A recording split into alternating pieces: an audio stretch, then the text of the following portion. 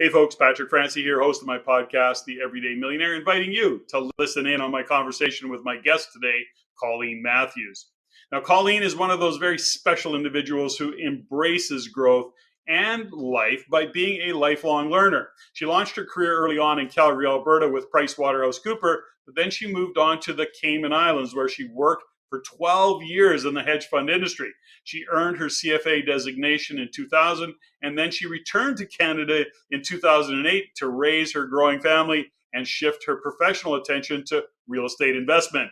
She continues to invest in real estate and to relentlessly learn, to pursue knowledge and grow in all aspects of her life. Colleen leverages her knowledge and experience as a financial professional, and she passionately believes that financial education is absolutely essential knowledge that everyone should have access to. In my conversation with Colleen today, she shares some very valuable insights and lessons that she's learned through her many travels, her amazing career, and journey to living a life by design. Listen in, enjoy. Colleen Mathews, welcome to the Everyday Millionaire podcast. Thanks for joining me. Thanks, Patrick. I'm excited to be here. Well, I see this as an opportunity to get to know you a little bit better. We recently, you were part of a program that we ran, and very impressive. And I want to talk to you. I want to have a conversation with, where you are today, given where you've kind of been and how you got here. So, Colleen, I'm going to ask the question that I always ask, because your bio doesn't really do justice to who I know you as. So when somebody says, Colleen, what do you do? What's your answer to that question? I usually take a deep breath and a long pause, and I generally come up with I'm a financial professional with a focus on real estate. And now, more questions. Well, okay, so that's great. So let's talk a little bit about the real estate component of it, because real estate, it's not new to you, but tell me a little bit about the real estate part of your journey. It's interesting. It just evolved over time. I've always been curious about real estate. I've always seen it as a great investment, but it certainly wasn't the direction that I intended my professional career to go. I started off as a chartered accountant, articling with a professional firm and seeing my future possibly being a partner in that firm. Traveled the world, took a posting in a foreign jurisdiction, and did own real estate, but sort of something that just made financial sense on the side. And it's been sort of this constant bedfellow and has sort of changed over the years as my direction has changed. And it's just become a bigger and bigger component of what I dedicate my time to. And in fact, a revelation sort of hit at one point along the way that this is really where the majority of my focus should be. Now, okay, so you said a lot in that, and I need to pick it apart a little bit because there's lots of interesting things that, I heard. And first off is that did you follow through to become a CA? Yes. So I did that here in Calgary with Pricewaterhouse. And the reason I chose that firm was for their international presence. And I really wanted to get out of Calgary, get out of Canada, go see the world. And there was a good opportunity to move to our Cayman Islands office. So I went there with the intention of staying 18 months, learning the banking industry, and then moving to Luxembourg and working in a foreign language and living in Europe. That was my plan. And how did that plan go? Pretty much most plans don't ever really come exactly the way that you think they will. I didn't fully respect how interesting working in the Cayman Islands would be. I thought it was a means to learn banking, but probably a boring beach destination, fun for a while, but not where you want to spend your career. And man, was I wrong. Fourth largest financial center in the world, pretty much anything financially that can be dreamt of can be created and invested in there. And all the financial professionals that surround an environment like that are based in that environment from all over the world. It was a really exciting place to live. Well, what I find interesting about that, if I unpack that a little bit, first and foremost, you got that call to go to Caymans, which is in itself a statement of just kind of where you were in the level of your career. Those are big moves for anybody to make, even Price Waterhouse. And so they made a decision based on who you were and who they saw you as. That's a statement of you, by the way. That's how I read that stuff. That's just how my brain fires. So good for you. But then you went to Caymans as an accountant, which was it while you were accounting in the Caymans that you actually went on to financial services? Where did that transition take place? Because I mean, I'm certain that would have opened up the doors to a whole different world and level of finance and financial creativity and abundance and all the rest of it. You're so right. You're so right. Calgary was so oil and gas focused at the time. The majority of my training was oil and gas, which is why I knew I was missing sort of a tool in my tool belt to get to Europe and be part of European banking. Just didn't really have the financial industry background. And Cayman was a great place to pick up the basics from that. And then really found that it was on the cutting edge. Everything that was for institutional investors, things that we didn't see on the retail side of things or the everyday man has no access to, was all going on there. And it was really exciting to be part of. So I made the leap. Rather than going to Luxembourg, I went to one of the banks on the island, which was a Swiss bank, and joined their hedge fund services department. And that's where the knowledge acquisition just exploded. One of the largest asset managers in the world and the clients to go with it, and a fabulous time in the mid-90s to be growing that business, traveling the world and meeting the people that are behind sort of this cutting edge investment instrument. Really exciting. Wow, that's very impressive. And just you, and what's impressive to me, aside from the actual doingness of what you did, the the openness or the foresight as as a young lady to or young woman to actually be saying, I want something more, I want something bigger or more challenging, more diverse, which to me is really cool.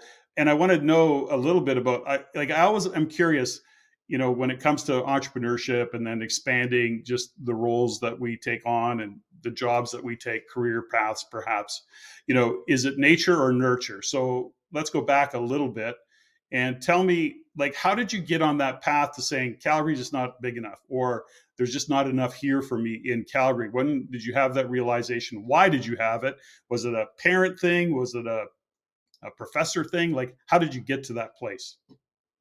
It just always felt really small to me. And I think I would originally credit that to being Canadian. We're exposed to television from the US, all of the, Hollywood actors, the music that you listen to, everything seems to be coming from outside of Canada, apart from required Canadian content, right? And just sort of made me curious to go see what was going on in the rest of the world. So I think that just was always foundational. And I think probably there was a little bit of nature in there of just having an entrepreneurial spirit and perhaps being a bit of a risk taker. I'd always had a little business as a kid. I had a doll house that I used to make things for, and there was a shop in Calgary that would sell them for me on a consignment basis. And then I had a film project way back with an 8mm camera with a friend of mine, and we tried filming an animated commercial for one of the neat local shops. It was just something that trying new things, being experimental, and as a kid, I suppose a little bit more fearless. I think we grow fear as we get older, but as a kid, it was fun to just try all these things and to want a bigger bite of the pie.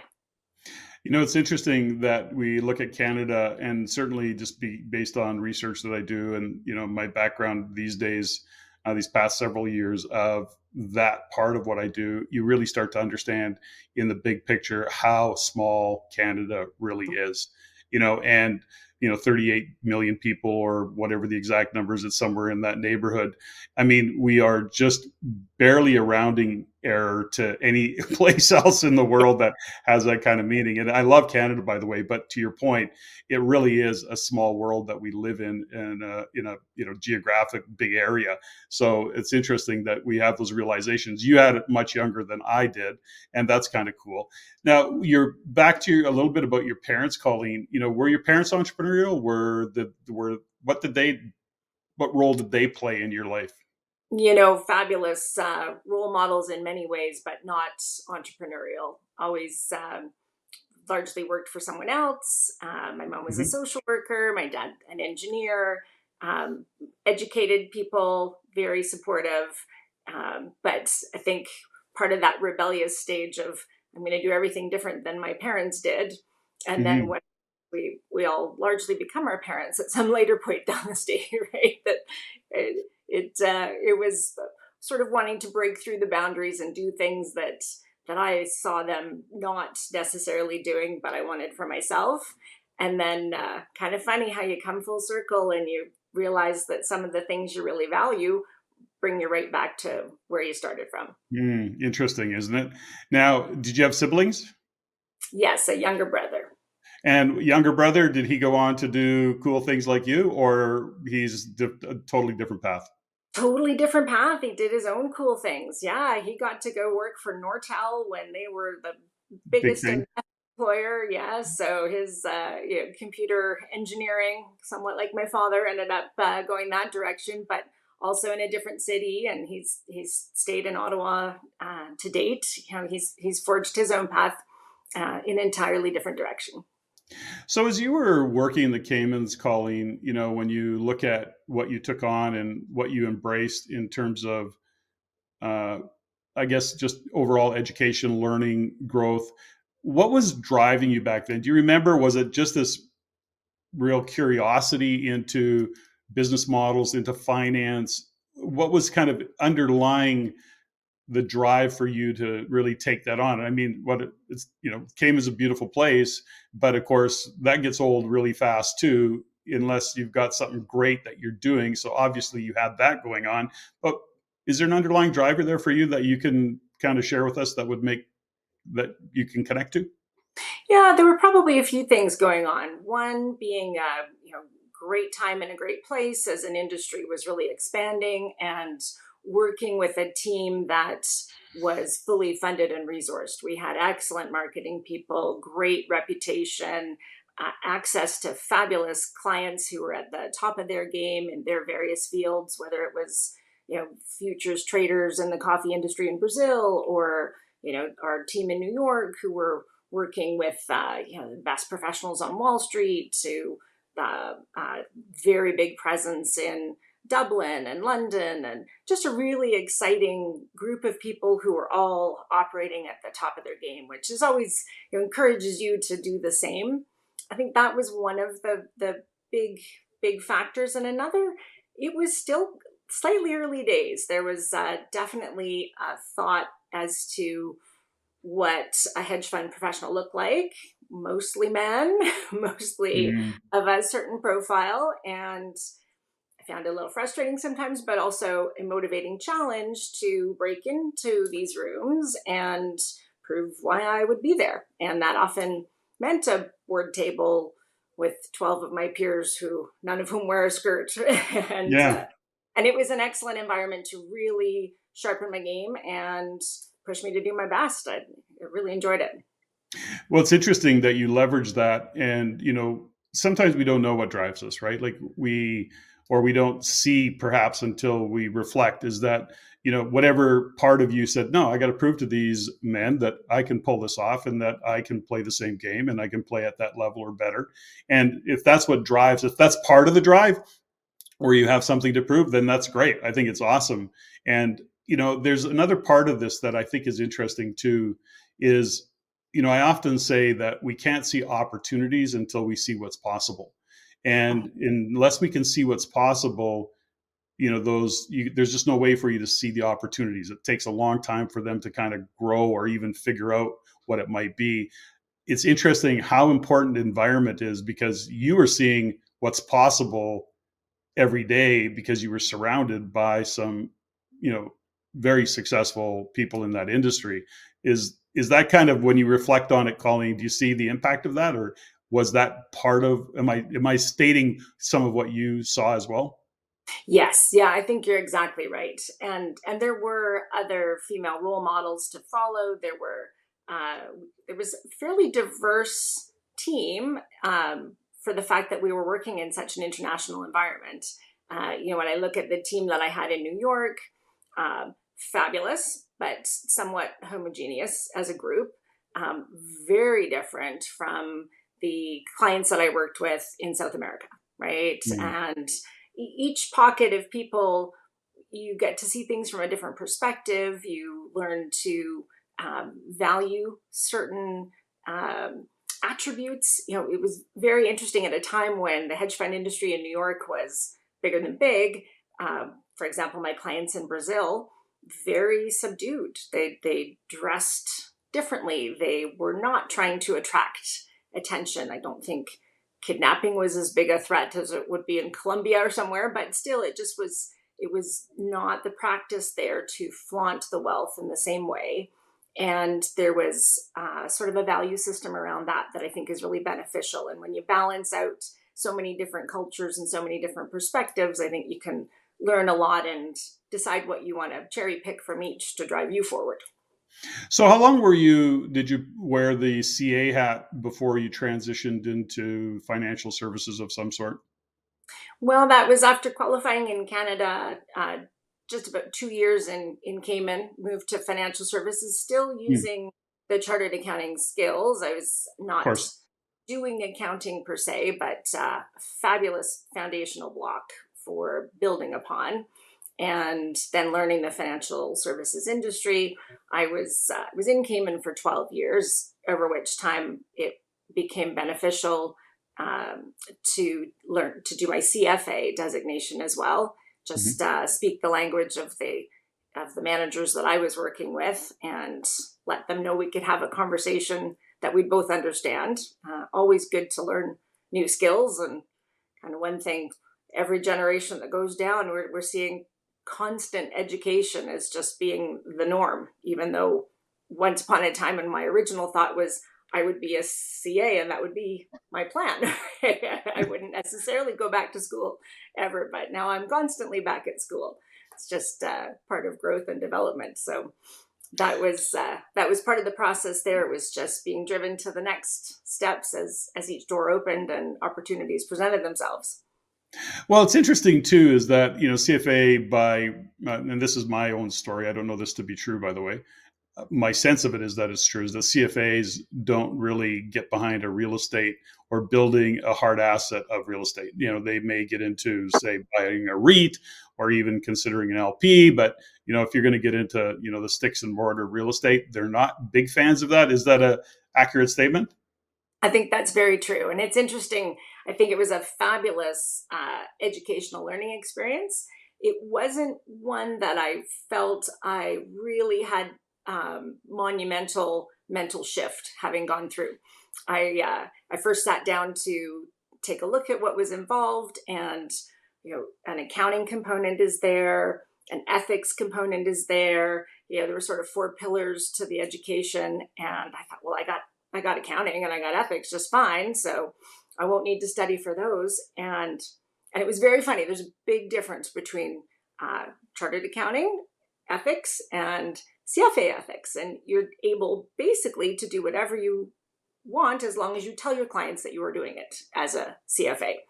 And it just didn't quite marry exactly with my original foundational background of, well, maybe if you're the one guiding something, you shouldn't be guiding them to something that you are benefiting from, right? So Mhm. it was an interesting learning opportunity and a good perspective as to what really happens in a lot of the world. But no, it didn't really meld with my thought process, my values. And again, as you point out, real estate. I think that as we've all looked at over time, some of the institutional investing on the retail scale just really doesn't tap into the full potential of what anybody could be doing with their money. But it's what drives the fees for the large institutions. And so that's what's taught and encouraged. So when did you start? Now, did you start in the world of real estate, investing in real estate while you were outside of Canada, or were you back in Canada when you started getting into that world of a hard asset called real estate? It started before I left. So I had rented with my roommate after graduating for almost a year. And at the time in Calgary, there were a number of apartment conversions to condo. That was the big fad. This old tired apartment building, you got to pick your new countertop, your rug, your wall color, and away you go. And when I looked at it, I could buy this condo that was similar to what I was renting, and my roommate would pay me rent, and my monthly payments would actually go down a tiny bit, and I'd own something. So that kind of seemed to me like that was going to be a great deal. But I left the country within a year and a bit. So my roommate found a new roommate and was able to continue that for a number of years. And finally, I hired a property manager, and that went great too. I didn't have to be there. I didn't have to do much.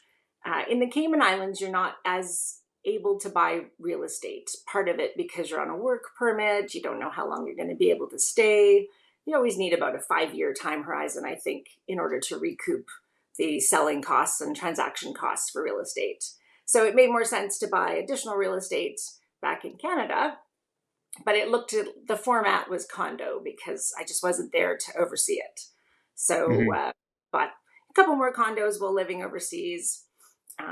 And then I think there's two realms of real estate. One is emotional real estate, which is the house you buy for yourself. And I moved into that next phase where it was time to get a house. So Very that good. was a shift, yes. So so when that was where you're coming back to Canada. Now you met somewhere in all this. You met your husband. Yes. So actually, I got married to my longtime boyfriend right before moving to Cayman, and he actually was doing shift work in Russia as a chartered accountant also. But Hmm. on his month out, he could go anywhere. So it worked great that I could choose to move where my career would lead me, and he would just be able to come out from Russia for his month to wherever I went. So that's how we launched on this great adventure to the Cayman Islands, to which we later had 2 wonderful children and continued to enjoy our time there. And then, very tragically, he passed away Hmm. after we were there for 10 years. And that was where the emotional real estate came in. I Hmm. didn't want my landlord to be able to say, your family needs to move. And I was in the fortunate position that I was able to afford purchasing a house there, and that we could just hunker down as a family and keep everything else the same when we just had this very monumental shift. And I figured I'd probably need to move back to Canada for family support for the kids, but just wasn't quite ready to do it yet and didn't quite know what that would look like. And continued working because that was what I knew how to do, and tried to keep things looking normal for a little while. And over that course of a year and a bit, almost 2 years, I was introduced to my wonderful husband now, who Hmm. had also very sadly lost his wife and had 2 wonderful girls. And we just had this fabulous blended family come together that we are eternally grateful for. There were points in my life where I didn't really think I was ever going to have kids, and then surprised myself and had a couple of my own. And then another surprise, I have 4, which I certainly would have never seen coming, but it's fabulous. It just, I really, having only had 2 children in the family I grew up in, no experience of a big family. Big family is wonderful. There's really so many blessings in having more than 2 kids. But then we moved back to Canada. And interestingly, my husband was never intending to move back to Canada either. He'd lived away, gone to Japan for a decade. And sure enough, the merits of the Canadian system won out, and we found ourselves back here with our partridge family. And I needed something to do other than the very demanding hedge fund industry with so much travel. And I had kids going to the local elementary school, coming home for lunch. Real estate really ticked all the boxes for me to be able to set my own hours, decide what my workload would look like. Apart from pipes breaking or roofs coming in, the rest of it I could schedule and make it work from home. And that's what we did. And that's when the big real estate investing took form. Now, when you got into the world of real estate, did you stick pretty close to Alberta in terms of your portfolio, or did you expand outside of that? Yeah, I actually kept real estate in the Cayman Islands for probably a decade after leaving. Mm-hmm. And initially started in Calgary. We took the condos that I'd had and renovated them and sold them. And in selling those, purchased houses. And my plan at the time was, I'm busy right now, but in 5 years' time, I've got these great large lot, older bungalows that you basically were purchasing for land value, and it came with a super solid 1960s raised bungalow that you could rent out. So it would cover its costs in the meantime, but at some point it had knockdown potential, and they would have 2 or 3 subdividable lots that could come out of it. This was my big plan. And again, now, did you go through with that plan? Did you go through that plan? No, I just say, as always, plans really don't ever work out exactly as you think. So they were fabulous to have, and I've enjoyed the time of the hands-on property management and tenant responsibilities, but it takes a fair bit of time. And so I sort of hit a wall where I just didn't have any more time to give, but I wanted to expand the business, and had a pivotal moment where I got together with some like-minded real estate professionals and realized there's actually teams in other provinces that I could tap into that could help me find these properties, manage them for me, great people that could help with renovations. And I just hadn't really taken that step of having it outside of control of my 2 hands. And as soon as I had that realization, I was able to grow it monumentally from where I'd started. So that led me to Ontario. That led me outside Calgary to Edmonton, to Lethbridge. I was able to expand to a variety of different cities that offered the possibilities without it having to be an additional immediate time burden to myself. Now, there's a whole bunch of directions I want to go with this, but I want to go back, as somebody listening to this, I think that you're kind of, you've lived kind of that dream of many where, what would it be like to, live in a tropical area, work in a tropical island, and work and vacation and lifestyle. So when you reflect on that time, it sounds like it was pretty cool. But if you were giving somebody some guidance in, living in the Caymans or anywhere tropical for that matter, and I guess you can't compare, Caymans to much because it's kind of a unique place, but what kind of guidance, what would you say that you learned in that process? I think what people don't realize until they do that is it's actually very easy to do. We think it's not going to be easy to do. We think it's these big changes are so monumental that it's just too much.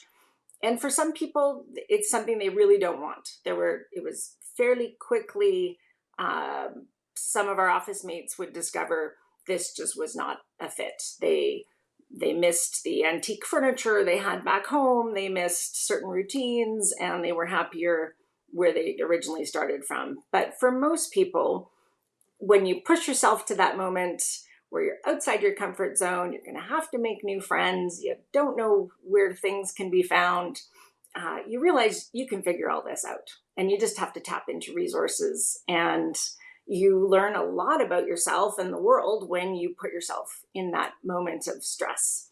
And you don't stay in that stress moment for very long. You revisit it sometimes, but generally the benefits outweigh the initial risks that you have to take to get there. So I would encourage anybody who has the moment and the resources to create an opportunity for themselves and just go try anything in a different country, in a different city, even if it makes you want to come back to the one you've come from, you come back that much wiser.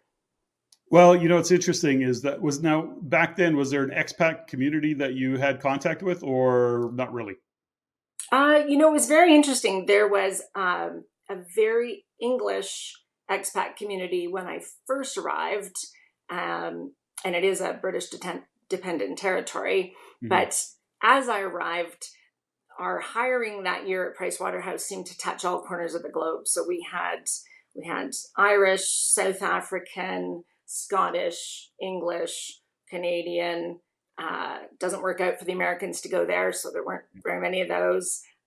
New Zealand, Australia, and it was kind of a potpourri of people from all over the world, which Yeah. again led to this wonderful experience of learning so much from people I would have never had contact with otherwise.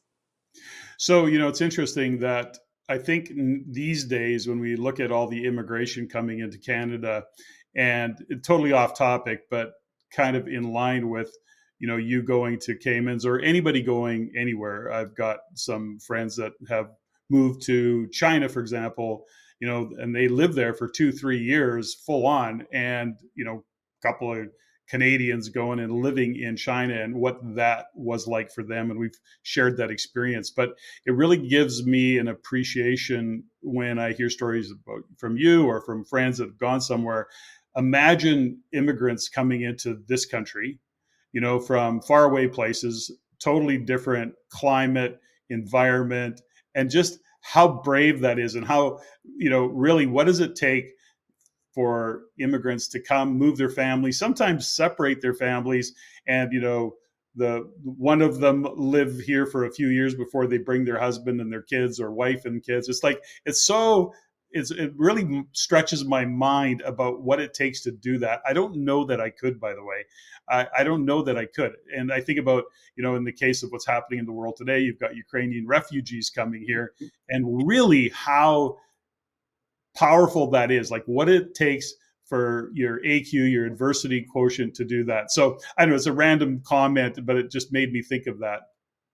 No, it's so true, and I had it the easiest path possible in that it was still an English speaking environment, and really not that different from where I had come from.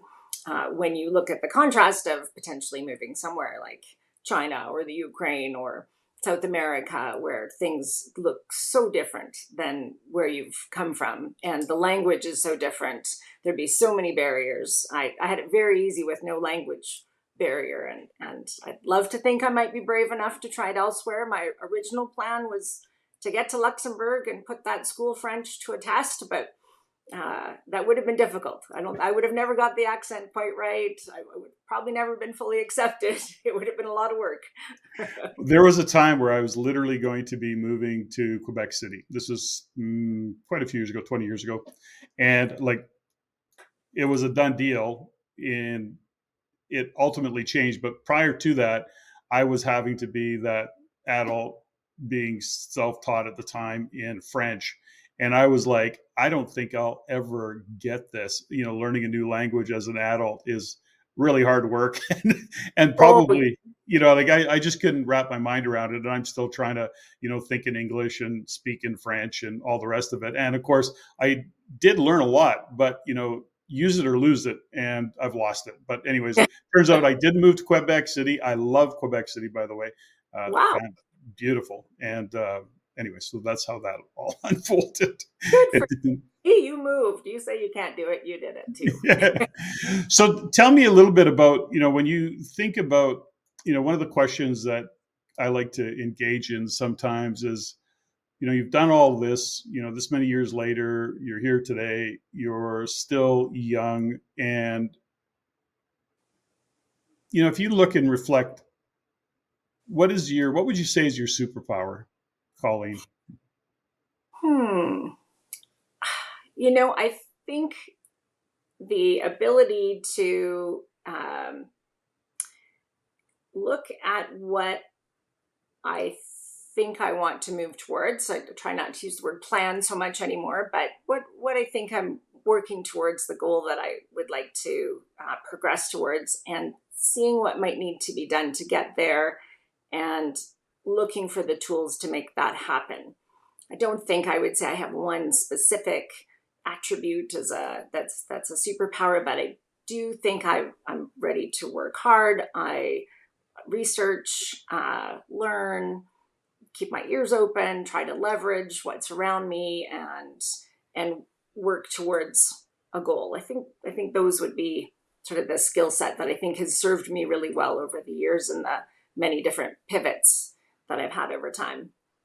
Yeah, and it's not a question intention, intended to trip anybody up. It's a tough question, and I've been asked that question. I've done work around that, and really recognizing our superpowers is really interesting.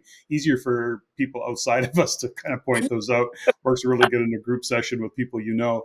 But having said that, if you could recognize your kryptonite. So I'll give you an example. One of my kryptonites is anything to do with accounting. And I'm not saying that, it's so true.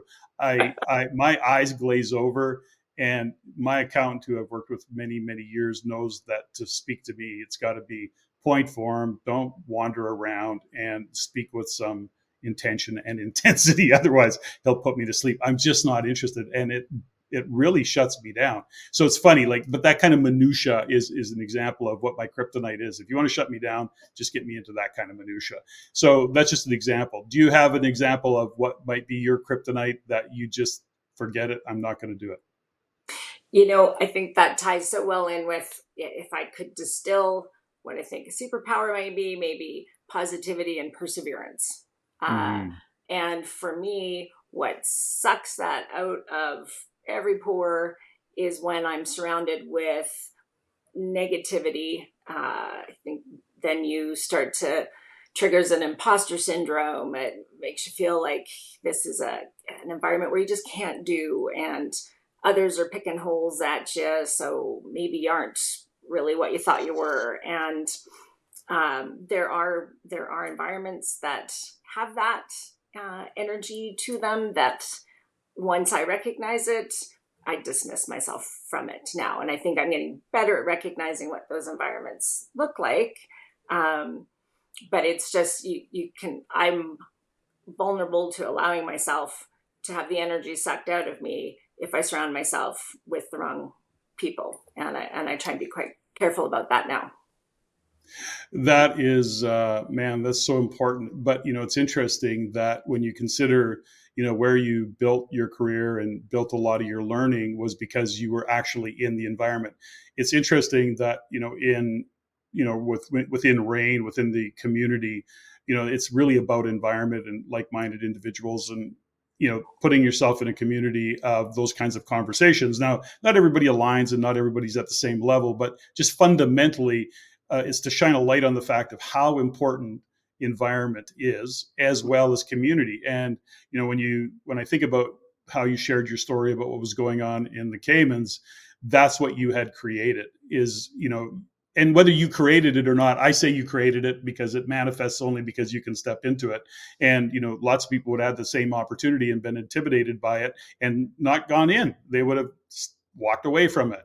And so part of the superpower is being able to be willing to step into that environment, knowing that you're going to be challenged and seeing the opportunities that will exist in it. So I think that's very, very cool. And it is interesting, right? When you have a big heart and you want to support others, and you do find yourself in environments and in situations which, why did I do this? And then you have to back out of those kind of energy leaks that we create for ourselves, right? And but I think it's such an important message, is that put yourself in the right environment, and you have no choice but to up your game. It's like, you want to be a great golfer, go golf with 3 other people or 2 other people, whatever the circumstances, that are way better than you. And you will, in fact, up your game. And that's just the nature of the environment and who you're surrounding yourself with. Oh, absolutely. Absolutely. You can't emphasize that too much ever. And even whether it's skills or mentality. And I just think that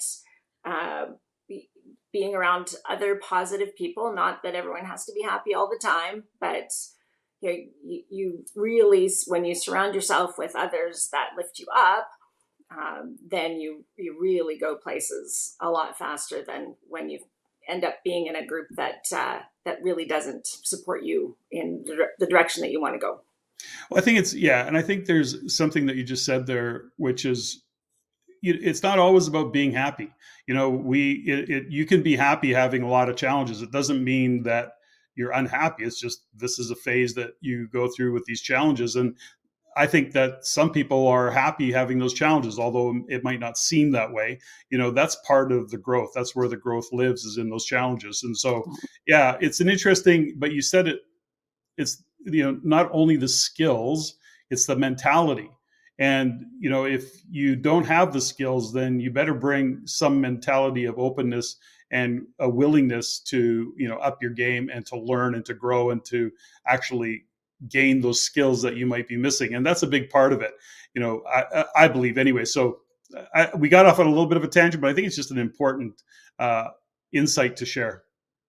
Well, and just the constant growth in education, really. Like I am one of my favorite places is the library or a bookstore, and my weakness is just picking up every book that I want to read, and I can't carry them all. There's so many fabulous, interesting stories out there, and modalities that I know nothing about, and I want to learn more. I just think that having a hunger for education and knowledge is something that helps spur you forward and helps you find new directions you didn't always know were there before too.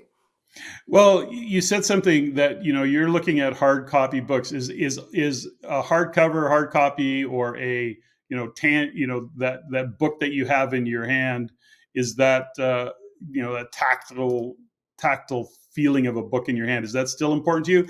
For me, I love Kindle because I can carry however many books I want, and it's just the weight of my iPad or my Kindle. So, but is it for you? Do you like, folding corners and writing on books? And how is it for you in your learning?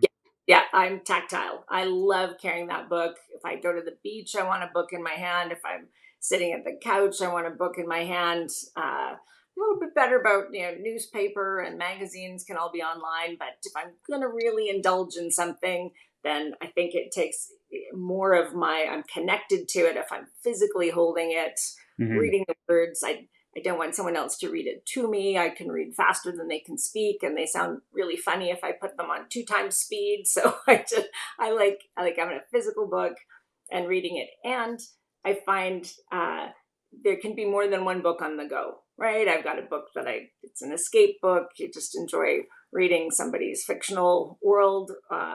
When there's a knowledge book, and there's, I'll have a few on the go at any moment. And I just really like seeing them and holding them and reading them that way.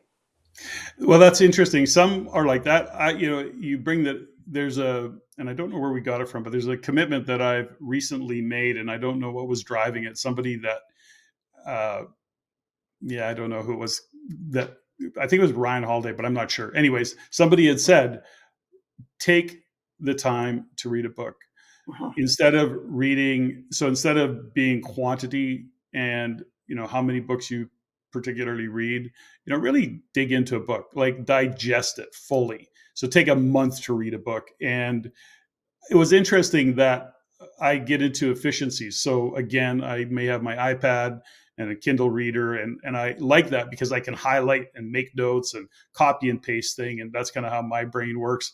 And yet I do listen to a lot of Audible, particularly because I love having books on the go. We live on 5 acres, so I'm always doing stuff outside. And even if it's me sitting on a riding mower, and I always have to have something playing. I don't know if that's a different conversation, but I realize I don't get as much out of an Audible as I do out of my Kindle reader, for example. And I think the hardcover, getting back to that book is an interesting. I'm gonna have to try it again.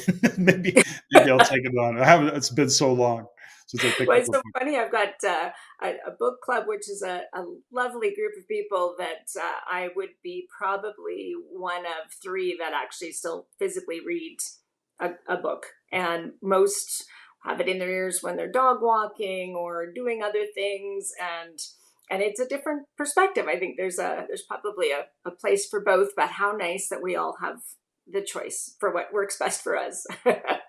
Well, it's interesting what I've learned, and just because the podcast that this podcast I've been running for 7 years, so I get lots of feedback, and we literally have thousands of people that listen to it. But some of the feedback that I get, the realizations, I just had this conversation recently, as a matter of fact, at a live event I was at, and somebody shared with me that they listen to the podcast, and there's been a number of guests over the years that they listen to it 2, 3, 4 times, and it's like I'm listening to it and I go, I didn't hear that before, and what I learned a long time ago was that when you're taking something audible and learning from it, and what happens is that you get caught in a moment in a thought, and the fundamentals, somebody says something and you capture that thought, and as you're digesting that thought, because you can only think of one thing at a time, only one, 20 seconds, 2 minutes, 5 minutes goes by that you literally heard nothing. You heard some maybe rumblings in the background, but you were absolutely retaining zero for 5 minutes, 10 minutes, whatever it was that you were stuck on that thought. The point is, the next time you listen to it, that 10 minutes shows up. And it's like, well, I didn't hear this before. And it's an interesting realization when it comes to the auditory, whereas in a book, you can actually stop, digest that moment in time, make a note of it, highlight it, do whatever you do. So true. Or go back and immediately reread. Quite often, Reread. yeah, there's little sections you're like, I didn't get all of that. I got to, one more time. Especially if it's Greek mythology or something very complex. But Yeah, I got one comment to make, which is just to laugh at myself, and then we can move on. But the realization that I have of reading, and part of the problem I have of reading a book, and my eyes are good. I've had them checked. I do wear glasses, but my eyes aren't that bad. But I do find that when I start reading, I want a nap. Within probably 15 minutes of reading, I want to close my eyes and have a nap. So I don't know. Maybe that's just an old guy thing. I have no idea, but I do notice that. it's probably because you're finally sitting down. You're not on that riding mower or doing all the work. You're getting a moment to rest. Yeah, that could be it. Now, I want to go to now you, because I know this, you've shared this with me in the past, that your husband went on to open a restaurant in Calgary, and that Yes. was also part of your life. And I know that he was very successful at it. Tell me a little bit about, that, and how the restaurant started, and what was a little bit behind that. Was that strictly his dream? Was it a couple's dream? How did that kind of manifest? He had two partners that each had complementary skill sets, and the three of them have been in business for over 2 decades before they decided to. His partners were a little older than he was, and it was time for them to close shop. So very luckily that happened prior to the pandemic, because it was fine French cuisine that would not have traveled well in styrofoam containers with sauces sloshing as Skip the Dishes went to deliver it. So Mhm. it was actually also a very nice pivot for him to be retired and home during that period, because anyone who's not familiar with restaurant lifestyle, it doesn't start at the crack of dawn, but once it gets going, he would come home for a little split in between the lunch shift and the dinner shift, and he'd have part of after school with the kids, and dinner was at 5, and at 5:30 he was back and there till 11 or whenever the kitchen shut down. It's a pretty demanding lifestyle, and they made the conscious decision the restaurant would not be open on Sundays, so there'd be at least one day off a week, and quite often it was only one day off. So Mhm. very, very restrictive and demanding lifestyle profession to be in, but also very rewarding. Met a number of fabulous people along the way, and it's surely his passion. And we've been lucky to have the benefit of fabulous food in our house, which I'm very grateful for. But yeah, it's a dream of his. Now, that takes, there's often conversations I have is, how important is your significant other in supporting your success? Now, you've been very successful. Your husband was very successful, but as a couple, taking on and living that lifestyle takes some effort. It takes, it doesn't happen by accident. And along the way, there's challenges and there's trials and tribulations and all the rest that goes with it. what do you think kept you both grounded as a couple? And it may be a tough question, Colleen. Like, I know these are kind of random questions, but I'm curious, what does it take as a couple to do that kind of a lifestyle, 4 children, blended family? Um, if you reflect on it and think about it, is there guidance, or is there something that you've come to realize over the years that we can do this because? It is interesting because we're two very different people. If you can imagine an accountant and a creative, right? These are two very different people, but with a similar value system. And I think the grounded values of family first, positivity, creation. Uh, these were things that were fundamental to how we went toward every decision. And really, as many parents do, it was about the kids. Kids were first, and businesses could come second, demanding businesses on both fronts. Not to say the kids didn't learn to paint fences and rip out carpet. We did a lot of family activities around Sure. real estate. We did a lot of family activities around the restaurant. Our New Year's Eve was always on January 1st at the restaurant with all the party hats and noisemakers scattered on the ground, and the dance floor hadn't been packed up yet by the rental company. And we'd cook dinner in the kitchen, we'd turn on the music, we'd dance. Yeah.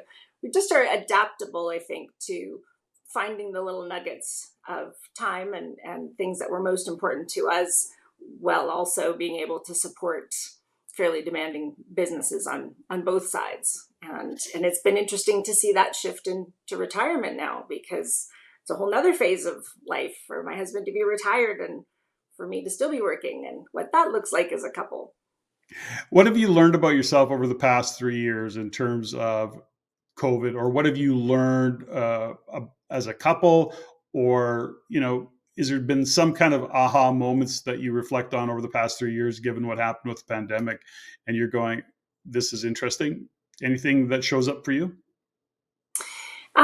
For us, we went through a few phases. Initially, having lived in a hurricane zone of a Caribbean island, I have a certain mentality around preparing for disaster, because this Mm-hmm. hurricane did hit the island, and there's kind of the checklist of what do I need, right? What's going to happen? What do I need? And you don't always know exactly to know that much toilet paper would be required, but definitely had an idea that you want to have some cash on hand, you want to have food in case that goes wrong, you want to be able to hunker down. And we started with that mentality of seeing this thing coming and thinking we needed to prepare for it one way. And then a bit of a shift when we realized it wasn't really going to be that kind of an emergency.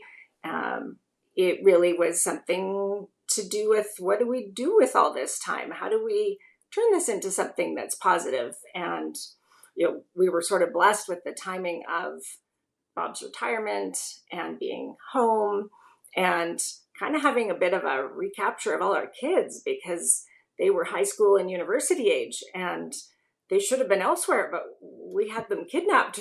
They got to stay with us, and we had just a fabulous time with our family at a stage I fully recognize should not have been one that they would spend that much time with us. And I don't know what their version of that experience would be, but Bob and I felt really blessed. When you look at what you're going to do into the future, Colleen, and you see the opportunity in real estate, what is your thought process around real estate these days in terms of what you're trying to do? Are you looking at it as a kind of a side hustle? Are you looking at it as continuing to grow now for the legacy of the kids? What is the space that real estate holds for you and Bob now, or your family? I think it's sort of twofold. I think it will always continue to be a foundational asset to our portfolio that I do see being something that can be passed on to the kids. They've been a part of a lot of it along the way. They're very familiar, and several of the kids are quite interested in it. So I see that as an ongoing. It's also my youngest, who's 18 now, made the comment the other day of how school and formal education really has not taught her much. She's learned the majority of her valuable education has come from TikTok, which is a little scary, Sure. Yeah. but somewhat true.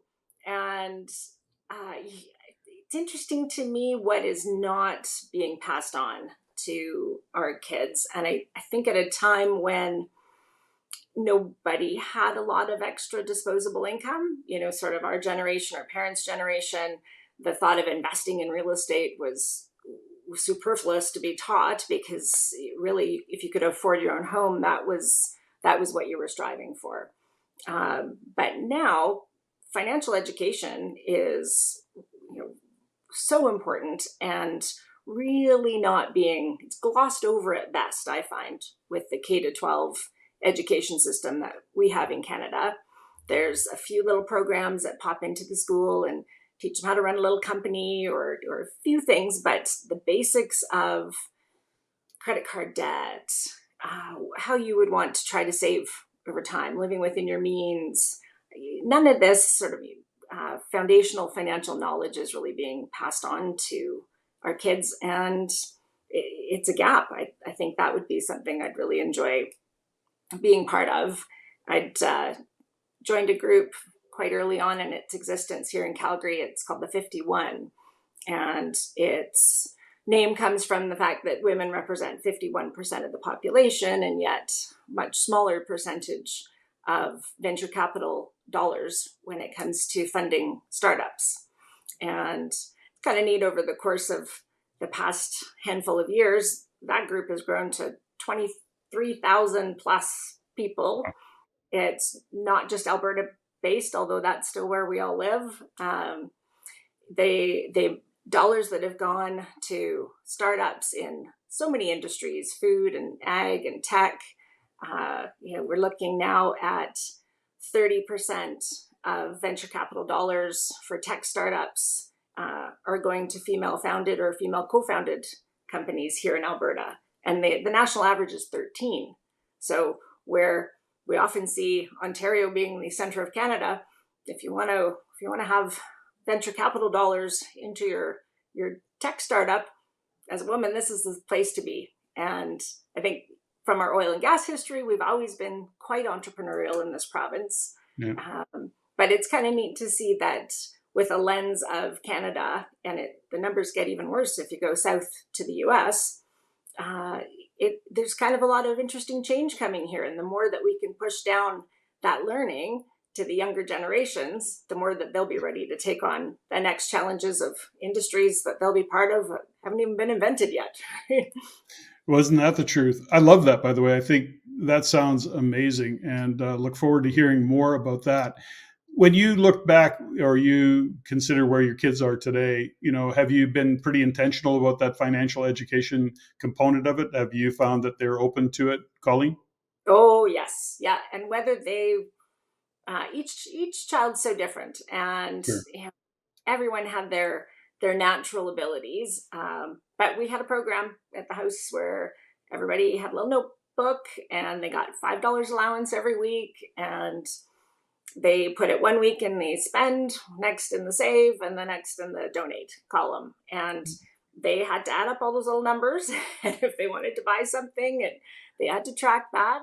And it's interesting, for some, the hardest part was parting with money and donating it. But if they would donate it, we would match it. So the money they would donate at any point in time was doubled, and they could see their impact doubled, which encouraged some of the reticent ones to part with some dollars. Some had no problem spending, some had no problem saving, and needed to learn to spend and know what things cost. And so, as much as I'm an accountant by training, and I thought I knew what that exercise was going to look like, it was very interesting to see it through and see what different lessons were taught to each one along the way. And everybody learned something. It was very valuable. Good for you, because of course, what we've learned and what I've learned, from guests along the way, is that, parents just don't spend enough time with their kids teaching them about money. And sadly, the reality of it is that many couples don't really have great conversations between them, let alone, with their children.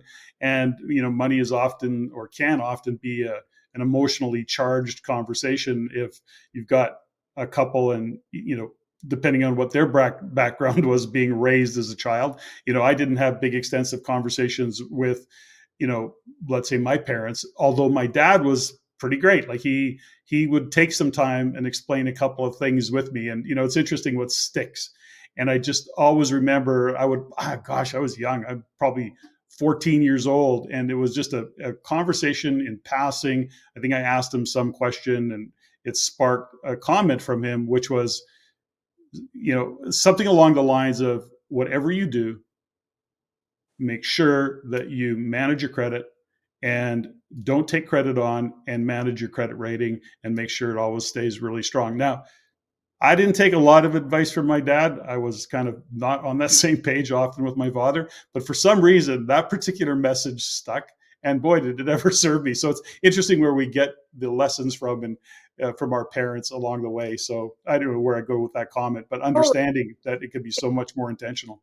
So true, and it's things that we don't talk about money, and we're taught that it's impolite to ask, right? Which there's probably some merit in that. We don't have to talk only about money, but it would be good if we had healthy conversations around money, around death, or even, right? These are Sure. things we don't really have any comfort in discussing, and so when they happen, we have no framework from which to approach. I think it's really important that we try and have these conversations with our kids, with our parents, with our spouses, and hopefully that sets the platform for people to be able to have the conversations a little more freely. Because you're right, those are some of the sticky points that often break things down. I want to pick up too. It's interesting when you talk about credit card debt. This is one that's just it's so wrong. Right? It's just there's certain times that maybe there's a plan and you can use that as financing, but this is really not a good idea most of the time. There'd be other ways to do it. But other things that we are not taught, or that we're taught differently, as a Canadian, you just got to pay down your house, right? Put everything into paying down your house, which was sort of the mentality that I had with mortgages. Sure. Until you get with like-minded investors and get involved in real estate from a business perspective. And it's not a good idea to pay down your mortgage. There's better uses of your capital generally. You want to have the ability to leverage yourself. In fact, that's the superpower of real estate, right? Is being able to leapfrog from one to the next with judicious use of debt. So kind of interesting when you have little aha moments over time where some of these Canadianisms, fundamental financial foundational teachings, need a little tweaking along the way in order to get you to the next level. It is so true. So, it is very true. And they're emotionally charged because money, and you mentioned even having conversations about death. I mean, these are emotionally charged conversations that very few would be equipped to have. And so you have to be prepared to stumble through it. You have to be prepared to live in and sit in the discomfort of it and the awkward moments where you don't know where to go with a conversation or what to do. But that's actually what pays off. That discomfort of going through it and fumbling your way through it and figuring it out. And if you can get guidance, great. But ultimately, I think, when it comes to families and having these conversations, there's huge payoff in it at the end of the day, if you're willing to go through the kind of discomfort and the emotional side of things as you go. So true. Absolutely. So, Colleen, I want to say thank you for your time. And as we wind down, I've got what I would refer to as some rapid fire questions that are often not that rapid. And but we'll have there's no time limit on any of them, by the way. Some of them are pretty straightforward. But I start off really light. Is it are you Apple or Android? Oh, Apple. Oh, Apple, of course. Apple, 100%. Bring it on. The next one. Bring it on. That was easy. So, I'm not a person, so I need Apple to walk me through how to do everything. I love it. Do you have a top book that you've either had the most impact, that's had the most impact on you, or one that you kind of want to, that you gift or share a lot? There's one that came across, well, a couple actually in the last couple of years, and one's called Homes. And it's the story of an Iraqi family that moved to Syria right before the Civil War and eventually found themselves immigrating to Canada. Fairly short. It's actually written by one of the 8 children, along with the help of his teacher when he was in elementary school in Edmonton. And I did not know that there was that close to home a Canadian connection when I saw the book.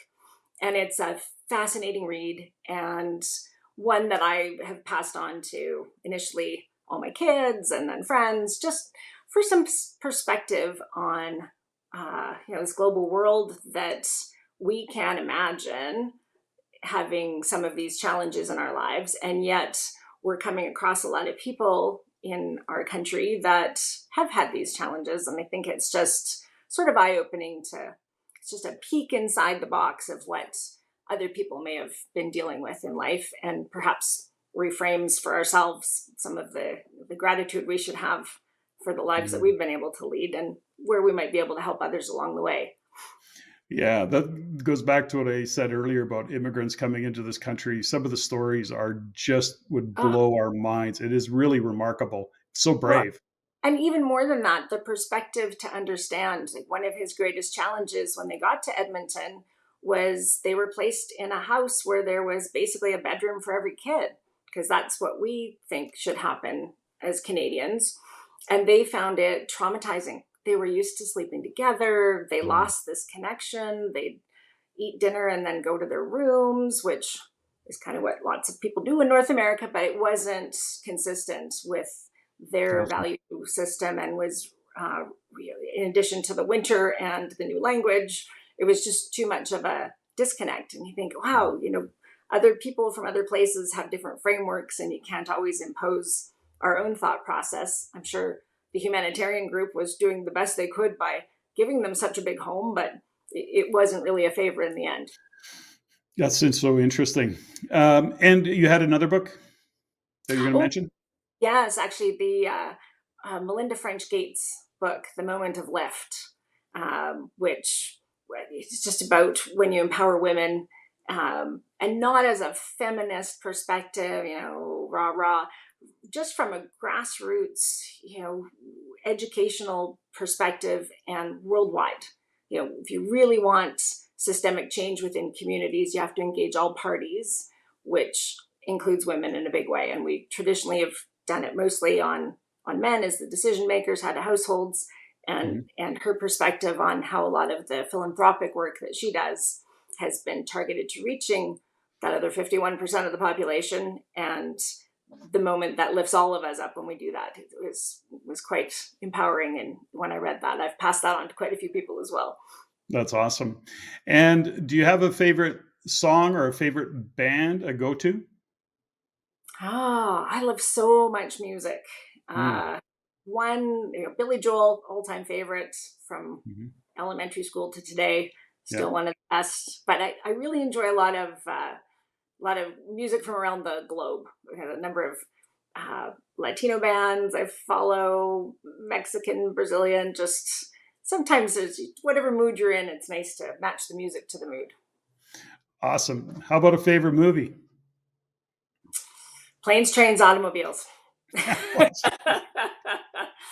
That would be the all-time classic. And then most recently, there's two that tap into my other passion and love, which is gardening and soil health. As much as that doesn't sound very exciting, but there's a movie called The Biggest Little Farm, which is just fabulous. It follows the story of converting a dead apricot orchard in California to a thriving small farm. Loved it. Can make even the crustiest person cry. Beautiful animals, beautiful people. And then also Kiss the Ground. I really liked Woody Harrelson lent his narration to the documentary Kiss the Ground, and I loved it so much I brought it to my community garden group, and we showed it at our movie night. And I wasn't really sure if everyone was going to love it, but it's just a really thought-provoking climate change, soil health, being better citizens of the world movie that encapsulates all those values. Would be another I'd highly recommend. Wow, that's interesting. We now have, it's funny you bring up gardening. We just had our gardening meeting last night. We have 8 raised beds, 4x8s, and then we have friends and we have our chosen family that we hang out a lot with out here. And we did our whole plan for our gardening this year. And what are we, what are we going to, what do we want that we're going to put in our meal on a regular basis and harvest? And then what are we going to harvest for the fall? And what are we going to, perhaps put on the shelf? And so it was a whole meeting around how we're going to plan our gardening. Now we've been learning a lot over the past few years about, that soil health. And the good news is we've got a couple of really kind of savvy farmer gardeners in our midst that are sharing their insights along the way. So it's been very, very fun. But it's funny you bring it up. We literally had that meeting last night. That's good. Be a garden geek too, then. We're turning into garden geeks, and I'm going to get, I'm doing chickens this year, and we're going to have all sorts of fun. So, anyways. I think we got to bring back the victory gardens. Everybody just needs to grow 2 rows of carrots or whatever they need, and we change the world. That's right. Change the world. It was interesting is that I don't know what country it was. And so I'm really talking out of school, but it was I don't remember where it was. Anyways, they offered the whole city, I think, or whatever area, 5 free chickens. Oh. And about 50% took the chickens, 40% took the chickens. And they reduced infill, or no, not infill, but waste, if you will, by 100,000 tons. Oh, wow. It was remarkable because, of course, it wasn't going into the garbage can or even to the whatever eco center they may have. Anyways, I'm a little vague on the details because I don't remember them at the moment. But anyways, I thought that was kind of cool, just because that's what chickens do. They'll eat anything. They're like almost like goats. Couple small tweaks, and it seems to me we can solve a lot of problems. Change the world for sure. Now, along the way, when you kind of reflect on life and even reflect on where things are today, what are you grateful for? Oh, I'm absolutely grateful for my family and the many blessings I've had over the years. That's fundamental. That makes every day what I dream of, and opportunity. And I have always recognized, and more so with every year that I have been other places and been around other people, that I've been blessed to start my life from a position of favor. Really, I've had opportunity and blessings that I fully recognize have not been there for everyone. And I'm not saying I started off wealthy, but I started off with the ability to have education. I've come to learn it's quite a blessing to be female as well, which once you learn to work with the assets you have, I'm just absolutely blessed. And so I'm very grateful, and I try to practice gratitude on that every day. That's beautiful. Thank you for sharing that. Well, I am always grateful for my guests and the opportunity to get to know them better, and to have them join the show and share their insights with the audience. And like you, I am very, very blessed and grateful to have amazing family and wife and chosen family and all the things that are in my life these days. And so, Colleen, thanks for joining me on The Everyday Millionaire today. My pleasure, Patrick. Thank you.